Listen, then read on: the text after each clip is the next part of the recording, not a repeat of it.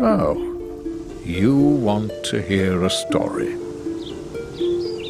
It has been a long time, hasn't it? How about a tale you haven't heard before?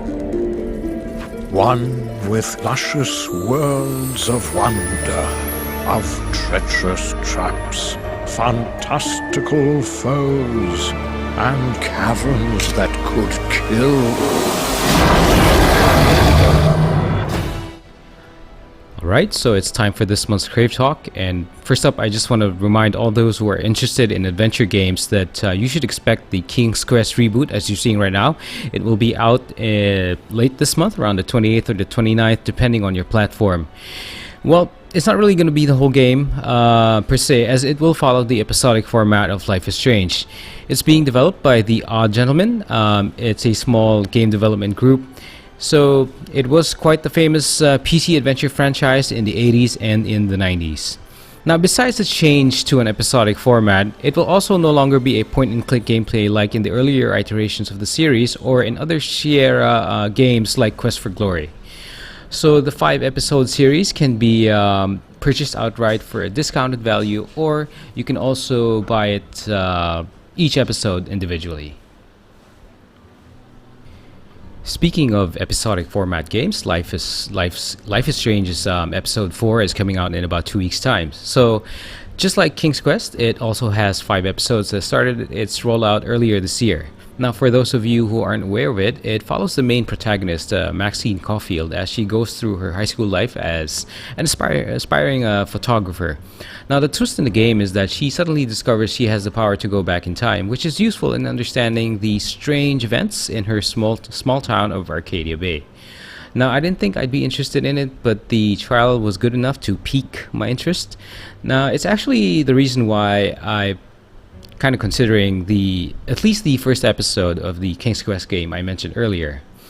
Now, anyway, I'll be uploading gameplay videos for Max's adventures, including episodes 1, 2, and 3, just before I also upload my videos for episode 4. I'll do it without any voiceover, so you can just focus on watching her story unfold. Arkham Knight. Well, it was terrible on the PC, and I'm glad I didn't get it there, but it does look amazing on the PS4 platform. Now, with the recent news that a patch was pushed out for the PC platform, I don't think WB is going to be selling or putting out retail copies of Arkham Knight anytime soon.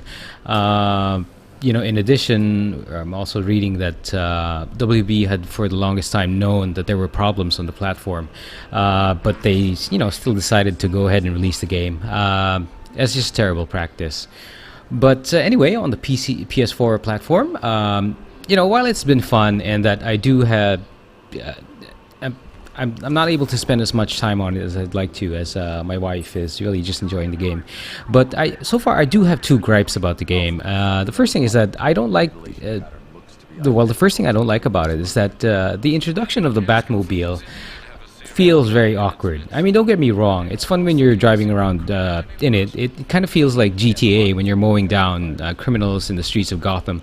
What I don't like about it is that it becomes a requirement to finish or complete certain quests. It sometimes breaks the flow of the gameplay, especially when you have to find ways to bring down your tank over to your next objective's location. I mean, I'd very much just appreciate if they could just allow Batman to complete quests the normal Batman style, and not have this tank, this sort of StarCraft Siege mode thing going on.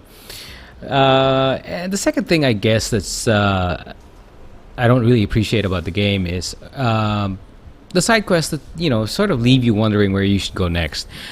A waypoint system is the most obvious solution, but I often feel like objectives are just being handed over to you just like that.